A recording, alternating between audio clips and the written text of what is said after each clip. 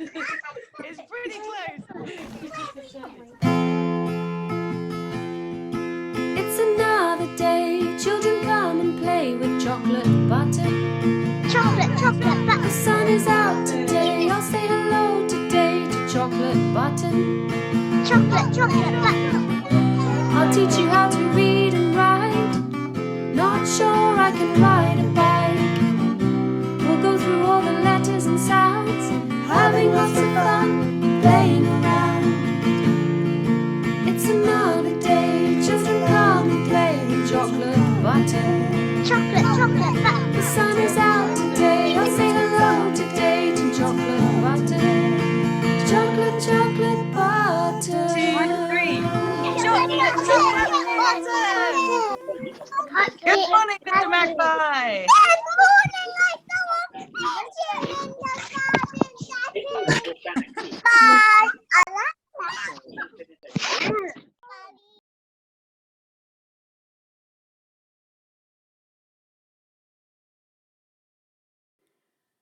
Hello and welcome to Storytime with Chocolate Button. Now I'm very excited today because we are going to hear the second story in the Brambley Hedge Treasury. I hope you enjoyed the secret staircase and I am really looking forward to finding out what happens in the High Hills.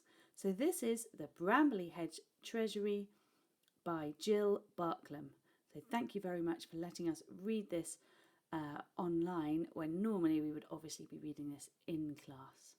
Okay, I hope everyone enjoyed having a look at all the pictures yesterday. Oh my goodness me, it was so good. Great, okay, let's get started. Wilfred loves adventures, but usually they are imaginary ones, games that children play near to home. However, one autumn, Wilfred was able to go on a real journey, and a very exciting one at that. And then we've got the ellipsis, look. Dun, dun, dun. Eek, I'm excited. So this is The High Hills by Jill Barklam, published by Carnival.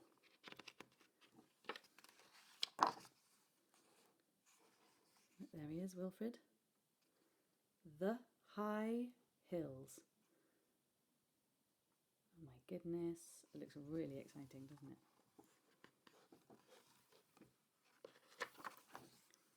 It was the very end of autumn. The weather was damp and chilly, and Wilfred was spending the day inside with the weavers. Clickety-clack went the loom, whir, whir went the spinning wheel.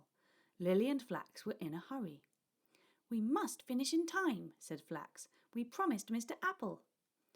"What are you making?" asked Wilfred. "Blankets," replied Lily. "What are they for?" said Wilfred. "They are for the voles in the High Hills," replied Flax. "They have just discovered that the moths have eaten all of their quilts, and they've no time to make new ones before the cold weather comes. They're too busy gathering stores for winter. We're helping out." "Can I help too?" asked Wilfred. "That's kind of you, Wilfred, but not just now," said Lily. "Why don't you find yourself a book to read while I finish spinning this wool?" Oh my goodness, can you even see the books? There's so many things going on in this picture, isn't there? Look, there's a spinning wheel.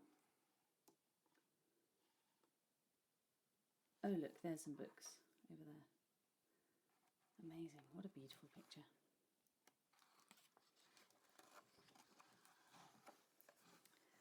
Wilfred went over to the bookcase. On a shelf, tucked between volumes on dye stuffs and weaves, he found a thick book called Daring Explorers of Old Hedge Days. He settled himself comfortably and began to turn the pages. "Sir Hogweed Horehound," he read, determined to conquer the highest peak of the High Hills, for there, he knew, he would discover gold. Alone he set forth, taking in his trusty pack all he needed to survive the rigorous journey. Wilfred sat entranced. The whir of the spinning wheel became the swish of eagle's wings, the clatter of the loom, the sound of falling rock, and the drops of rain on the window, jewels from the depths of some forgotten cave. Was there really gold in the hills beyond Brambley Hedge, he wondered. Suddenly a door slammed. It was his mother come to fetch him home for tea. "I hope he hasn't been too much trouble," said Mrs. Toadflax. "He's been so quiet, we'd almost forgotten he was here," said Lily. "You can send him down again tomorrow if you like."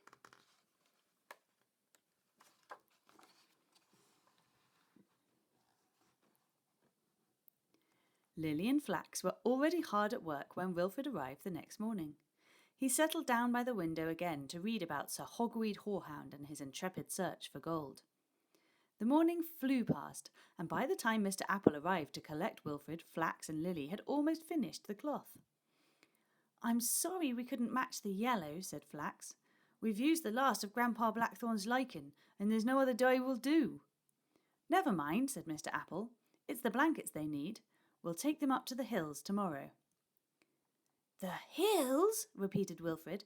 "Are you really going up to the hills? To the high hills?" "Yes," replied Mr. Apple. "Why?" "Can I come?" Wilfred asked desperately. "Please say I can." "Oh, I don't think so," said Mr. Apple. "It's too far. We shall have to stay overnight." "I'll be very good," urged Wilfred. Mr. Apple relented. "Well, we'll see if your mother agrees," he said. "Come on, young mouse, it's time to go home."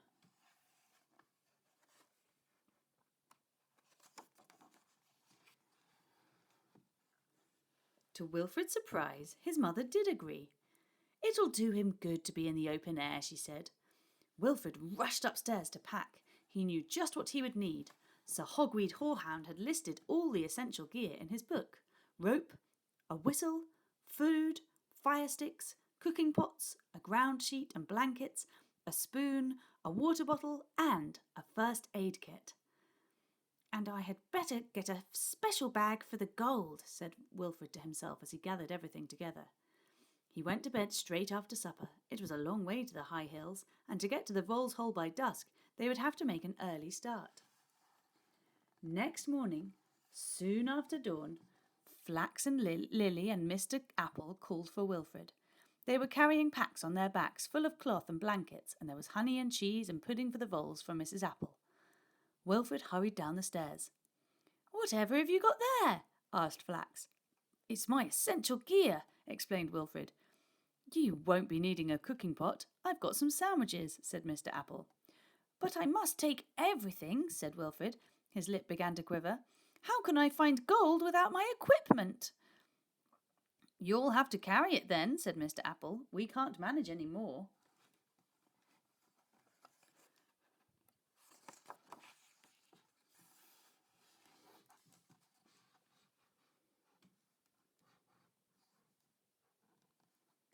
The first part of the journey was easy.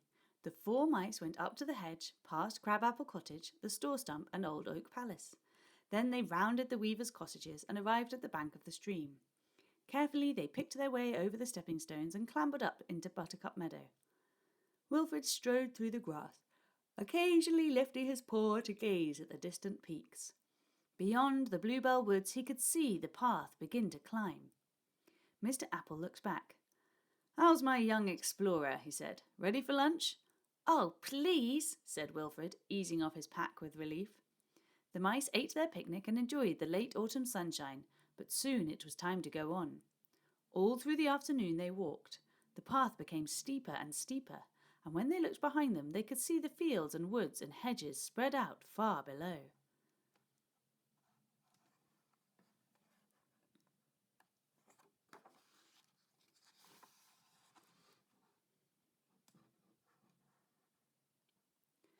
By tea time it was getting dark and cold, and the hills around were shrouded in mist. At last they saw a tiny light shining from a rock beneath an old hawthorn tree. "Here we are," said Mr. Apple. "Knock on the door, Wilfred, will you?" An elderly vole opened it a crack. When she saw Mr. Apple, she cried, "Pip! Fancy you climbing all this way, and with your bad leg too. Come in, do." "We couldn't leave you without blankets, now could we?" said Mr. Apple. The mice crowded into the cottage and were soon sitting round the fire, drinking hot bilberry soup and resting their weary paws. For Wilfred, the conversation came and went in drifts, and soon he was fast asleep.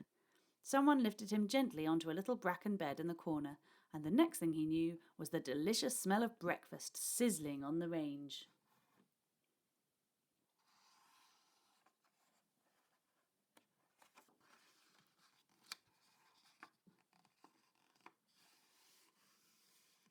Wilfred ate heartily, oatcakes with rowanberry jelly, and listened to the voles describing their hard life in the hills. He was disappointed when Mr. Apple announced that it was time to leave. "Can't we explore a bit first?" he begged. "Flax and I have to get back to work," said Lily. "But why don't you two follow on later?" "Well," relented Mr. Apple, "there are some fine junipers beyond the crag."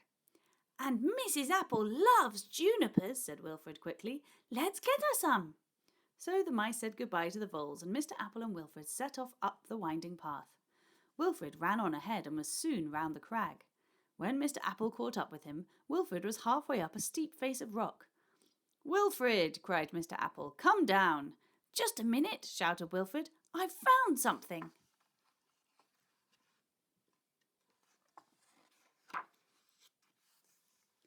Mr. Apple watched as Wilfred pulled himself up onto the narrow ledge and started scraping at the rock and stuffing something in his pocket. "Look!" cried Wilfred. "Gold!" "Don't be silly, Wilfred," shouted Mr. Apple. "That's not gold. Come down at once." Wilfred looked over the side. His voice faltered. "Oh, I can't," he said. "I'm scared." Mr. Apple was exasperated. "Ah, wait there," he shouted. Slowly he climbed the steep rocks, carefully placing his paws in the clefts of the stones. The ledge was very narrow. "We'll edge along this way. Perhaps the two paths will meet," he said. "We certainly can't go down the way we came up."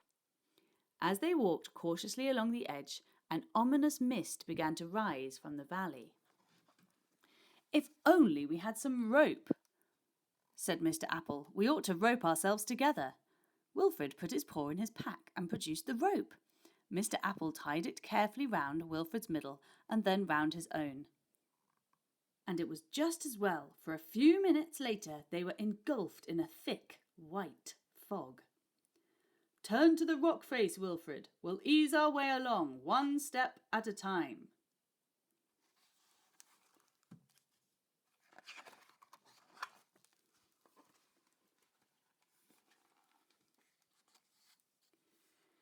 They went on for a long time. Then they took a rest. As they sat on the wet rock, the mist parted for a few seconds, just long enough to show a deep, strange valley below. Mr. Apple was worried. He had no idea where they were. It looked as though they would have to spend the night on the mountain. It would be very cold and dark, and all he had in his pockets were 2 sandwiches the voles had given him for their journey down. His leg was feeling stiff and sore too. What was to be done? He explained the situation to Wilfred. "It's all my fault," said Wilfred.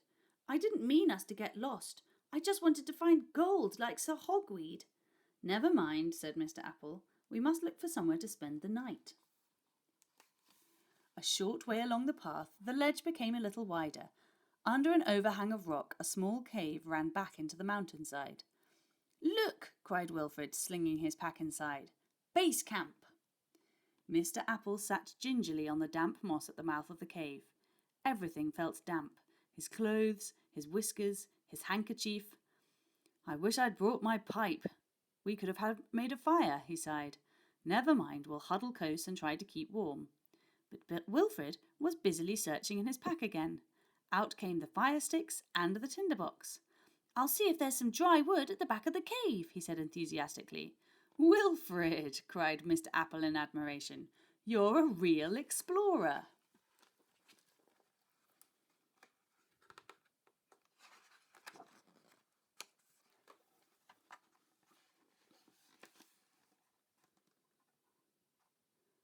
Soon they had a cheerful blaze on the ledge outside the cave. Wilfred produced 2 blankets, and the mice wrapped themselves up snugly while their clothes dried in front of the fire. The little kettle was filled from the water bottle, and proudly Wilfred set out a feast of bread and cheese and honey cakes. "You know," said Mr. Apple as he settled back against the rock, "I haven't enjoyed a meal so much for years." To while away the time, Mr. Apple began to tell Wilfred stories of his adventurous youth, and as they talked, the mists gradually cleared and a starry sky spread out above them. All was quiet but for the murmur of a stream which ran through the valley below like a silver ribbon in the moonlight. Warmed by the fire, they became drowsy and soon fell asleep.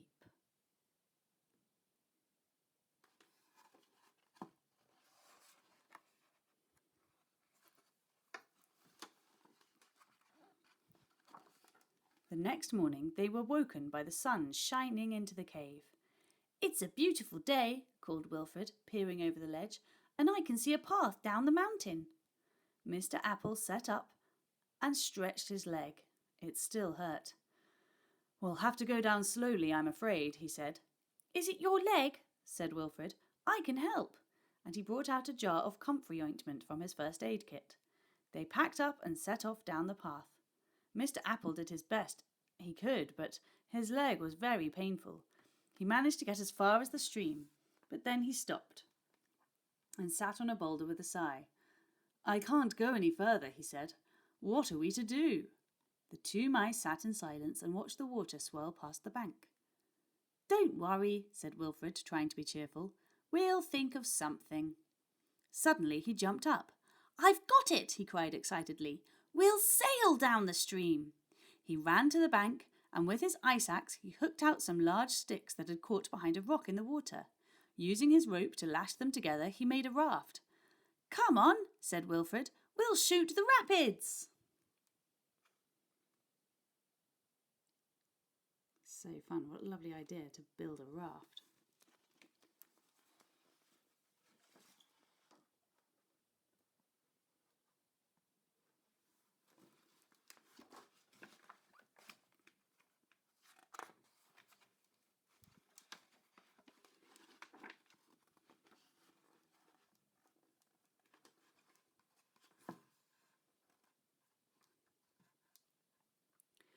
"Are you sure this is a good idea?" said Mr. Apple.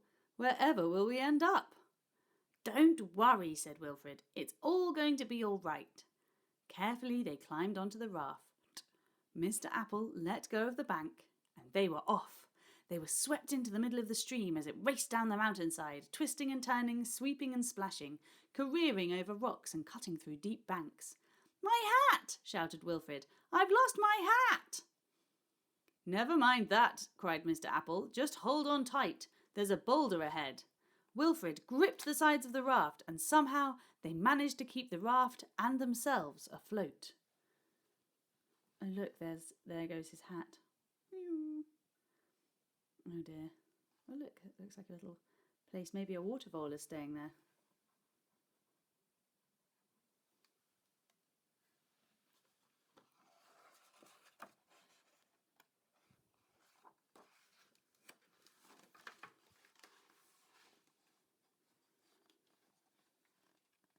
Down by the stream, Dusty was ferrying in a search party of mice over to the Buttercup Meadows when he suddenly caught sight of a small red hat floating along on the current. "Look there!" he shouted. All the mice peered over the side of the boat. "It's Wilfred's hat!" cried old Mrs. Toadfax. "Whatever can have happened to him?" "Can Wilfred swim?" inquired Mrs. Apple anxiously. Meanwhile, Wilfred and Mr. Apple were beginning to enjoy their trip on the river. The ground had levelled out and the pace of the stream had become gentler. They looked out about them with interest. "Wilfred," called Mr. Apple, "can you see what I can see? I'm sure that's our willow ahead." Wilfred stared at the bank. "It is!" he yelled. "And there's the old oak palace and the hornbeam. This is our stream." As they rounded the bend, they saw the brambly hedge mice climbing out of Dusty's boat, and the very same moment Mrs. Apple looked up and cried, "Look, look, there they are!" The mice turned in amazement. The raft was almost abreast of them. "Quick!" shouted Dusty. "Catch hold of this rope and I'll haul you to shore." And he tossed it to Wilfred. As the 2 mice clambered out of the raft and up onto the bank, they all hugged each other. "Wilfred, you're safe!" cried Mrs. Toadflax. "My dear, what has happened to your leg?" said Mrs. Apple. Lord Woodmouse took charge. "Come on, everybody," he said. "Let's get these travellers home and dry, and then we can hear the full story."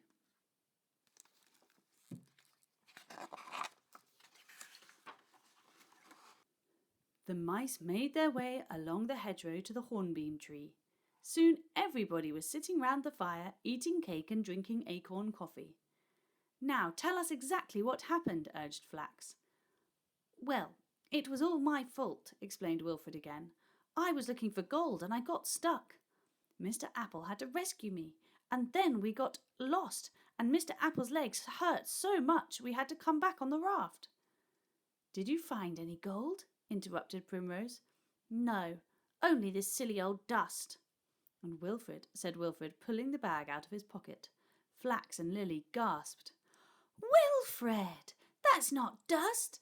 That's Grandpa Blackthorn's lichen. It's very rare. You are clever. Where did you find it? Primrose ran to fetch some paper, and Wilfred proudly drew a map so that they could find the place again. And when we go, you shall come with us, Wilfred.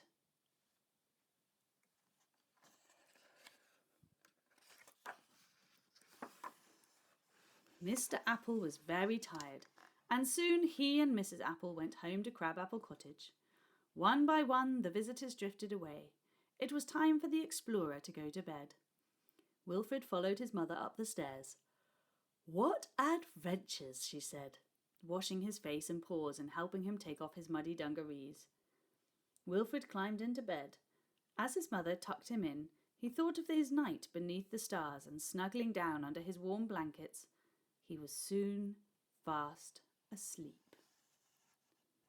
The end. Oh, look. Some more pictures on the back.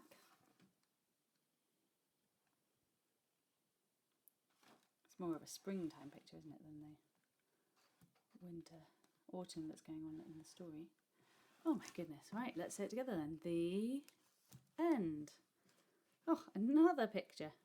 Gosh, so lovely.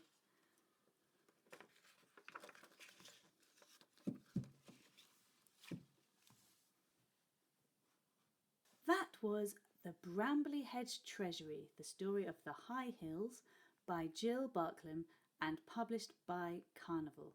Thank you very much for letting us read that book, and thank you for listening to it. It really is one of my favourites from when I was small, so it's really lovely for me to read it again. And also, I just wanted to let you know that Jill Barklam has written lots of other books about Brambly Hedge, so you might be able to find some in your local library, or when we get back to school, Lucy or I will be able to have a look and see if we can find some in the school library to have for you to take home for a bit. Okay, so for your reading journal activity today, what I would love you to do is to think about all the different trees that were mentioned in the story. Okay, and I'd like you to look around your local area, maybe trees that you can see out of your window, or if you go on a little local walk, have a look at the different trees that you can see and see if you can work out which kind of tree they are. There are lots of different types of tree in London. In fact, all over the country there are lots of different types of tree, and it's really good to know the different types. So see if you can have a look at them, and then look at the shape of the leaves, look at the colour of the bark and the texture of the bark, and then see if you can work out what type of tree it is. You could ask people to help you. Lots of people might know different trees and be able to recognise them and know what their names are. You could also take a rubbing of the tree. So you could put a piece of paper on the tree trunk and then get a wax crayon and then rub the wax crayon on to the paper, and then the bark will show through, and then you could see, maybe use that to help you to identify what type of tree it is. But I find leaves are really helpful to identify them. Maybe the blossom, if there's blossom on the trees still, and bark is the most useful thing to find out what a tree is. So see if you can find maybe 2 or 3 or even 4 different types of tree in your area and make a nice list. You might like to draw a picture of each tree as well. You can present it however you like, but it would be really good to see if you can identify some trees. You might have to use the internet to help you, or you might have a book about trees to help you, or you could use the early pages of this to see if they look anything like it. Let me just find the page.